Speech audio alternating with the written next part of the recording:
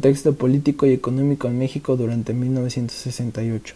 A partir de 1940, la creciente cobertura de infraestructura social básica, junto con las campañas sanitarias y de alfabetización, contribuyeron a elevar las condiciones de salud de buena parte de la población, sobre todo urbana y semiurbana, lo que se reflejó en la notable disminución de las enfermedades infecciosas y parasitarias. En 1943 surge el Instituto Mexicano del Seguro Social, IMSS, y posteriormente el Instituto de Seguridad y Servicios Sociales de los Trabajadores del Estado, ISSSTE, en 1959, que sustituyó a la Dirección de Pensiones Civiles y Retiros. Estas instituciones garantizaron el derecho a la salud y seguridad social. Durante las décadas de 1940 y 1950, la inversión pública en infraestructura y el fomento industrial fue prioritaria, lo cual generó empleos e ingresos. Entre 1940 y 1958, la inflación creció como resultado del déficit público que financió la intervención en la economía y las acciones sociales, provocando que los logros de los asalariados se revirtieran. Para combatir la inflación, la política económica de los años siguientes se concentró en el crecimiento sin esta misma, por lo que se le conoce a este periodo como desarrollo estabilizador. El cambio social, operado en la década de 1960, fue resultado del crecimiento con estabilidad macroeconómica, baja inflación y un tipo de cambio estable durante el gobierno de Ruiz Cortines, 1952 a 1958, y consolidado en el periodo de López Mateos, 1958 a 1964. El modelo mexicano de desarrollo, instrumentado en 1958 y 1970, fue impulsado por un Estado fuerte, interventor, proteccionista y regulador con políticas públicas de inversión en infraestructura y bienes de capital, así como elevación en la electricidad, comercio, transporte y comunicaciones. El cambio económico, político y social se mostró en tránsito de un mundo agrario a uno urbano, y se obtuvo un aumento de población originado por la calidad de vida, como lo fue el mejoramiento de la dieta alimentaria, la introducción de redes de agua potable, ampliación en infraestructura sanitaria, servicios de salud, campañas de vacunación y ampliación de educación básica. Según encuestas realizadas por el INEGI, la población mexicana tuvo un acelerado crecimiento. En 1970 la población mexicana había alcanzado los 48 millones de habitantes.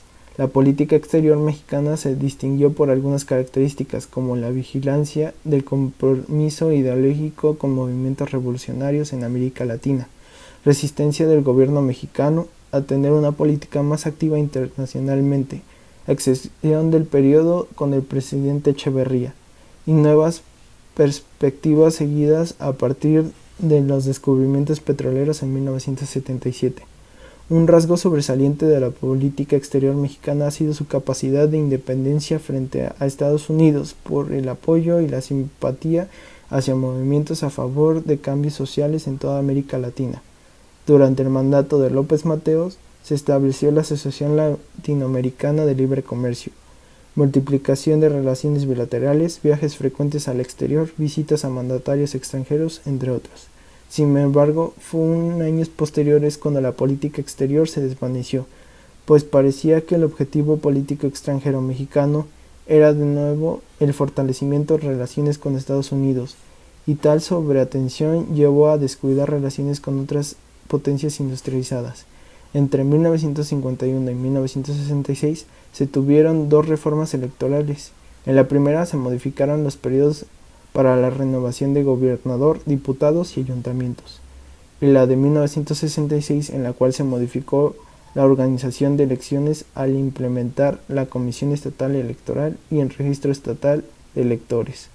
Tal periodo fue caracterizado por la consolidación de una sola opción política ganadora, el PRI, surgido en enero de 1946, el cual, aunque no fue el único, sí logró monopolizar la vida política nacional y local, limitando las actuaciones de los tres partidos de oposición: Partido Popular Socialista, PPS, Partido Auténtico de la Revolución Mexicana, PARM, y el Partido Acción Nacional, PAN, el cual nació en 1939 iniciativa de Manuel Gómez Morín.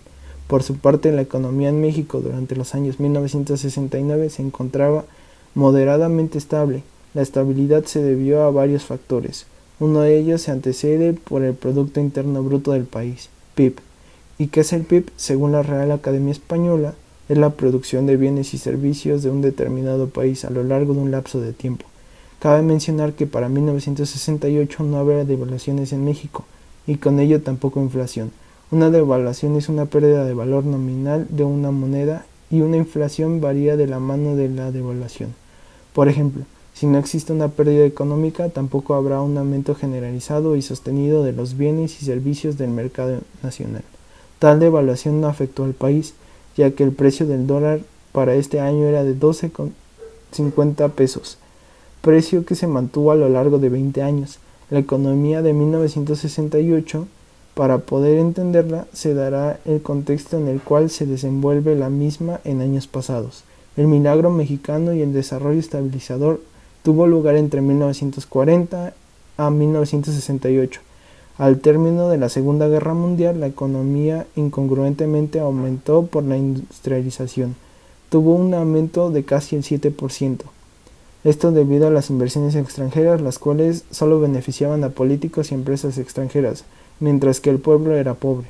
En 1952, con Adolfo Luis Cortines, se devaluó el peso.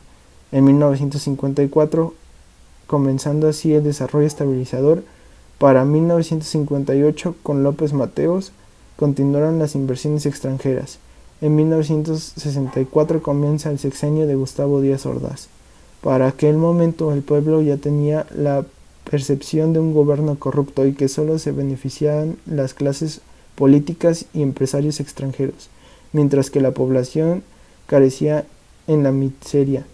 Por ello comenzaron las revueltas sociales, mientras que Ordaz continuó con el desarrollo estabilizador, que consistía en aumentar la inversión extranjera y nacional, en el incremento de producción, aumentó a salarios a trabajadores y para mantener el valor del peso estable se recurrió a deudas extranjeras para implementar las necesidades del país, incrementando el porcentaje de la deuda. Por ende, el PIB aumentó y la escasez de los recursos para el campo, los servicios y la industria le sucedió de igual forma. Luis Echeverría Álvarez, en su sexenio de 1970 a 1976, se presentó una crisis económica, pues el dólar aumentó, empeoró la pobreza, continuó la deuda externa, había crisis internacional por escasez de petróleo, disminuyó la inversión privada y aumentó el gasto público, se desarrolló mayor inflación y finalmente aumentó el desempleo en el país. Durante el mandato de López Portillo, 1976 a 1987, y con el descubrimiento del petróleo en Veracruz, Tabasco y Campeche, se logró reactivar la economía nacional, pero el Banco Extranjero suspendió préstamos a México por ser riesgoso, teniendo una nueva devaluación, y así López Portillo recibió el peso en 24.50 pesos por dólar y dejándolo en 57.20 pesos por dólar, sin mencionar que la deuda externa aumentó aún más. Y así fue como las gobernaturas de Luis Echeverría y José López Portillo son conocidas como la decena trágica, descubriéndose como la ilusión de la abundancia.